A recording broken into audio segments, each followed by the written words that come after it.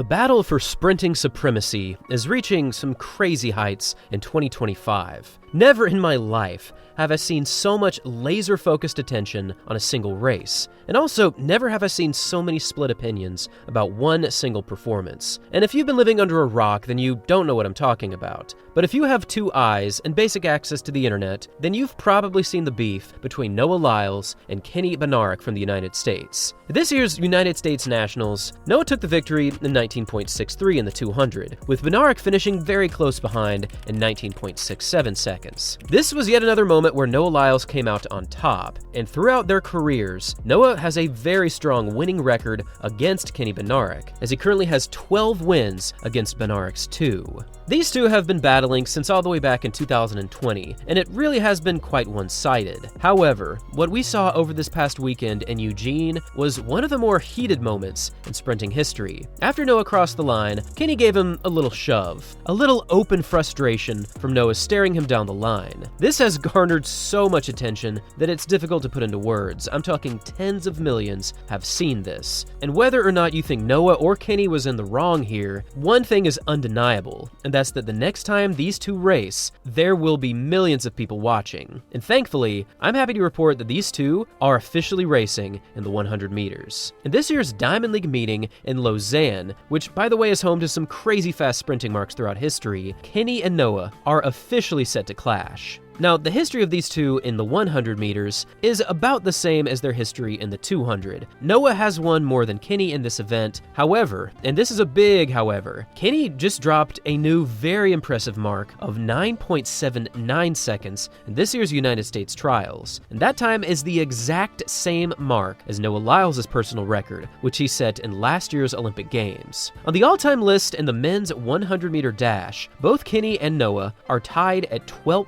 all-time, making them some of the very few athletes to ever go under 9.80 seconds in the 100 under legal wind. But there is a big question mark as to who will come out on top here, because while Kishane has the momentum and Noah is still building into his season, Noah's 200-meter performance of 1963 was a wake-up call for Kishane. That was one of the most memorable victories in Noah's career, and he even stated that that was probably his second most difficult race, and yet he still pulled out the win. The only notable thing for Noah that will certainly be a challenge for him is his start. He is still building into his season, he's still figuring out how to put all of the pieces together, and his season's best is currently 10 seconds flat, which he ran in this year's London Diamond League meeting. But I would imagine that after such a performance, Noah already has a lot of his 100-meter pieces figured out. But in addition to Noah clashing against Kishane, we also have Kishane Thompson set to race against these two. The fact that last year's Olympic gold medalist is clashing with last year's silver medalist and Kishane Bednarek, who of course got the silver in last year's Olympics in the 200, will make this 100-meter dash one of the most incredible that we will see in 2025. This will be a strong preview as to what will happen come the World Championships.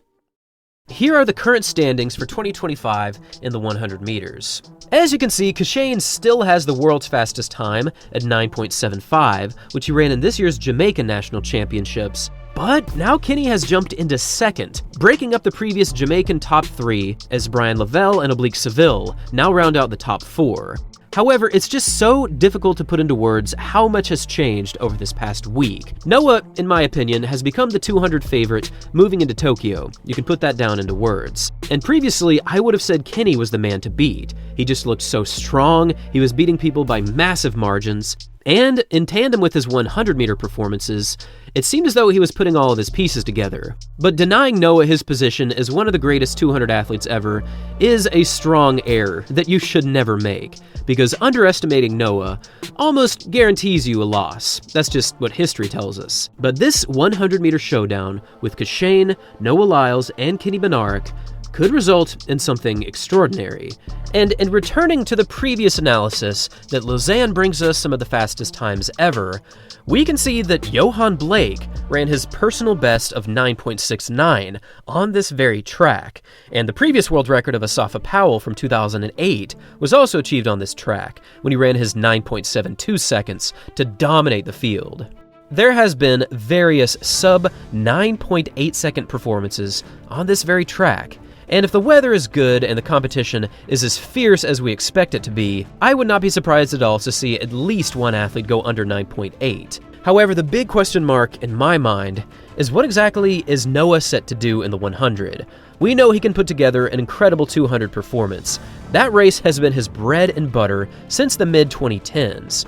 But the 100 is much more precise. There is much less room for error, and you have to get your start down. And if there's one thing that I've noticed in 2025, it is that Kishane and Bednarek have had their starts operating at a super high level. Even in this year's Philadelphia Grand Slam track meeting, we saw Bednarek kind of stumble out of the blocks, and yet through the opening 30 or 40 meters, he had already tracked down Christian Coleman, one of the greatest starters in history, if not the greatest. And yes, Christian's start doesn't seem to be quite as potent as it has been in the past, but either way, to track down Coleman after stumbling out of the blocks over the opening half is undeniably impressive. I am very curious as to how fast these three athletes will push each other in this year's Lausanne Diamond League meeting. Obviously, Kenny is frustrated, and if he can focus that energy on this race and execute properly, I think that he could once again go under 9.8. And for Kishane, if he puts his 100-meter race together like we know he can, he is also going to be very challenging to beat. But for Noah, this is another moment to have iron sharpen iron. It's another moment to get a good rep in, and it's another moment to use to build towards this year's World Championships in Tokyo. I'll be honest, I think that Noah has a little work to do when it comes to the 100. He clearly is a 200 specialist, however, his abilities in the 100 just keep improving.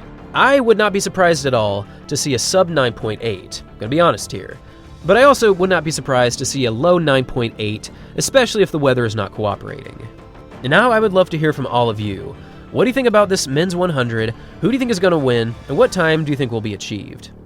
Thank you all for watching. And as always, until next time.